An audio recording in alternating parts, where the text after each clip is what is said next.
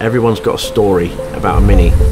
They've either owned a Mini, or they've been in a Mini, or they know someone that's owned a Mini. At the end of the day, it's the best-selling British car ever.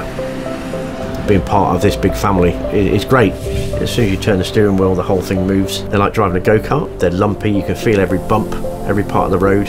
Once you've built a Mini as well, you have a lot more respect for it. Not that I don't trust my welding, but every time you hit a bump and you hear a creak, you're thinking it's one of your welds coming undone. After I joined the army, before I had a driving licence, we'd be sitting in Germany watching films like Mad Max. I absolutely fell in love with the cars in the first Mad Max film. So I think it was the V8 Interceptor.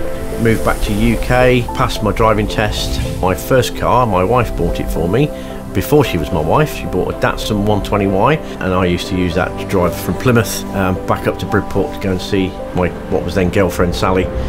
And then when Sally was in hospital, just had Joshua, I think it was the day I was due to pick Josh up, or maybe the day before, I spotted a Austin Mini 850. Did the deal, bought it, drove it to hospital and picked Sally up. And Josh, much to Sally's surprise, didn't realise we were buying a car. Love that car, it's great. Never really thought I'd have another one. Fast forward to around about 2010, my son Joshua was in the Navy. He hadn't passed his driving test, so he was still a learner driver. But he had been learning in a Mini, and Josh saw a post up from one of his friends selling a Mini. He jumped at the chance and bought the car. We decided to get some work done on the car, and literally all it was going to be was patching up the worst of it to get it through an MOT. Found a few more rust holes and realised there was a whole lot more welding required on this car. Josh, on his wages, was never going to be able to afford to do it. I took a decision to have a go at doing the car myself. This car's going to get done, let's do it properly. Doesn't matter how long it's going to take. The bodywork on a Mini is generally 0.9 mil. So I'd spotted a security cabinet in a skip at work. So I got an angle grinder out, chopped the cabinet up, and started collecting bits and pieces to ready to do the Mini. In fact, I've still got a piece of the cabinet here. There we are. Even labelled on it, BER, Beyond Economical Repair. A bit like the Mini at the time.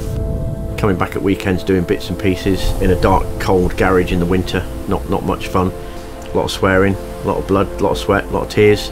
Decided to start the rear subframe, and when I took the rear subframe off, half the back end of the car, which was a subframe mounts, just fell out on one side, so the only thing holding it together was rust. Took the subframe into Metalsmith Bay, went about restoring the subframe. I then decided it needed painting, more research, bought a compressor, bought some spray gear, and taught myself to spray. Since then, done loads of bodywork on the car. It's starting to realise, this stuff's costing money. You can get heritage panels, or you can get copy panels. The heritage ones are really expensive, and some of the copy ones are pretty good. It was a mix, really, of buying copy panels and making parts where I could. And that was the bodywork on the car.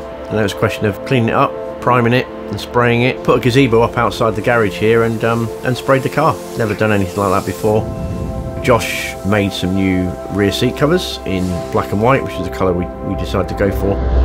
There was a big fraternity of Mini restorers out there, and a whole wealth of information and lots of people willing to help you. But the whole sort of Mini fraternity is great. Never did the engine and never did the engine bay. It's been bugging me, really bugging me, that I've never done that bit. Desperate to get the engine out. I've done a lot of research on whether to keep the 998, whether to go rebore the 998 and do that. Managed to get my hands on a couple of Mini Metros and decided to go for a 1275. This is something I've been working on for about 3 years now, building an engine. Again, something I've never done before, contrary to people's advice. Decided to buy a DCOE 45 twin choke Weber. Thinking back to my Mad Max days, this is as close to a supercharger as I can get. My wife thinks I'm destroying Dolly by ripping her heart out, but Dolly's getting a makeover. Hi, I'm Bill, and I drive a 1982 HLE 1000, which is an Austin Mini. It's a Mark IV, and we got it in the family in about 2010.